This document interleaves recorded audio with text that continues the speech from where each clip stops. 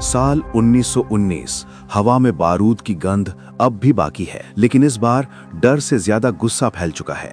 जलियांवाला बाग की गोलियों ने सिर्फ लोगों के शरीर को नहीं छलनी किया था, उसने पूरे देश की आत्मा को जगा दिया था। गांव-गांव, शहर-शहर एक ही सवाल गूंजने लगा, अब और कब तक? और इसी सवाल के साथ शुरू होती है उस आंदोलन की कहानी जिसने पहली बार भारत को एक धड़कन में बांध दिया। असहयोग आंदोलन। ये कोई साधारण आंदोलन नहीं था, ये एक ऐसा ज्वार था जिसमें करोड़ों लोग बिना हथियार, बिना सेना, सिर्फ अपने आत्मसम्मान और विश्वास के सहारे एक साम्राज्य को चुनौती देने के लिए खड़े हो गए थे। इस आंदोलन का चेहरा बने मोहनदास करमचंद गांधी, एक साधारण सा दिखने वाला इंसान, लेकिन विचार इतने असाधारण कि उन्होंने पूरी लड़ाई की दिशा ही बदल दी। गांधी ने कहा, अगर हम अंग्रेजों का साथ देना बंद कर दें तो उनका राज अपने आप खत्म हो जाएगा। और ये विचार आग की तरह फैल गया।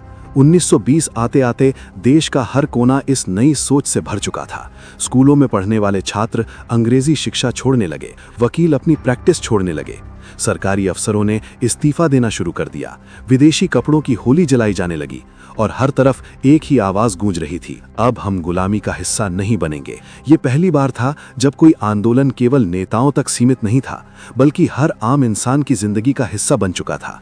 गांवों में किसान अंग्रेजी हुकूमत के आदेश मानने से इनकार कर रहे थे, शहरों में व्यापारी विदेशी सामान बेचने से मना कर रहे थे, महिलाएं अपने घरों से निकलकर आंदोलन में हिस्सा ले रही थीं और युवा अपने भविष्य की परवाह किए बिना इस लड़ाई में कूद पड़े थे।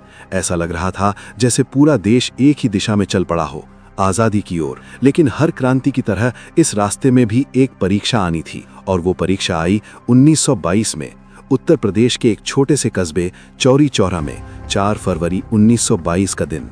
माहौल पहले से ही तनावपूर्ण था। असहयोग आंदोलन की लहर वहां भी पहुंच चुकी थी। लोग शांतिपूर्ण तरीके से प्रदर्शन कर रहे थे, अंग्रेजी शासन के खिलाफ अपनी आवाज उठा रहे थे। लेकिन उस दिन कुछ अलग था। पुलिस और प्रदर्शनकारियों के बीच टकराव हो गया।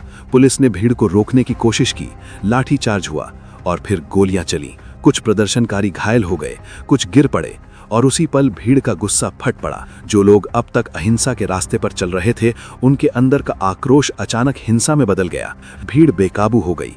उन्होंने पुलिस को पीछे धकेला और देखते ही देखते पुलिस स्टेशन को घेर लिया। गुस्से की आग इतनी भड़क चुकी थी कि किसी को सही गलत का एहसास नहीं रहा। पुलिस स्टेशन में आग लगा दी गई और अंदर फंसे 20 से ज्यादा पुलिसकर्मी जिंदा जल गए। ये सिर्फ एक घटना नहीं थी, ये उस आंदोलन की आत्मा पर एक गहरा घाव था जो अहिंसा के सिद्धांत पर खड़ा था।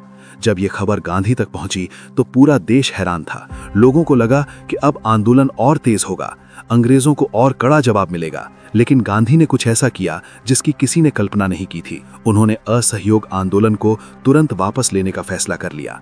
ये फैसला बिजली की तरह पूरे देश में फैला। लाखों लोग जो इस आंदोलन में अपना सब कुछ लगा चुके थे, अचानक स्तब्ध रह गए। कई नेताओं ने इस फैसले का विरोध किया।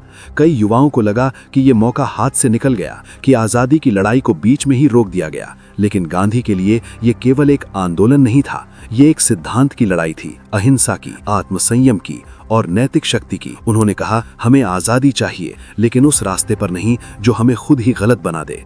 उनके लिए ये जरूरी था कि भारत की लड़ाई केवल जीतने की नहीं, बल्कि सही तरीके से जीतने की हो। चौरी चौरा की आग ने ये साफ कर दिया था कि अगर गुस्से को काबू में नहीं रखा गया तो ये आंदोलन अपनी दिशा खो सकता है।